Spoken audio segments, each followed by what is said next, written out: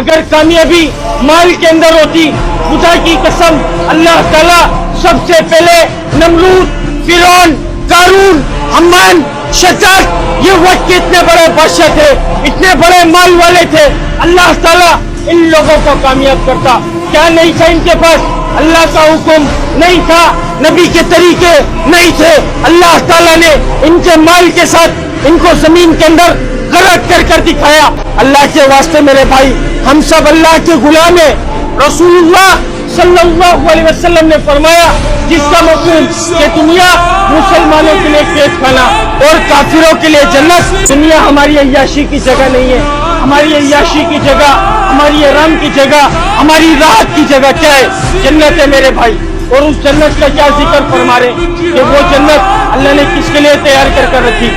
अल्लाह ताला ने जो इस दुनिया के अंदर अल्लाह के हुक्म को नबी के तरीकों से पूरा कर जाएगा, उस जन्नत का हकदार वो है मेरे भाई।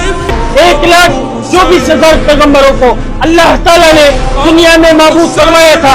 नबी आया करते थे, अपनी कौम पर, अपने कबीलों पर मेहनत किया करते थे, मखलूक का ताल्लुक मखलूक से हटाकर खालिक की तरफ जोड़ा करते थे। हम सबका ईमान, हम सबका यकीन हमारे नबी रसूलुल्लाह सल्लल्लाहु अलैहि वसल्लम आखिरी नबी, क़यामत तक कोई नबी, क़यामत तक कोई नबी।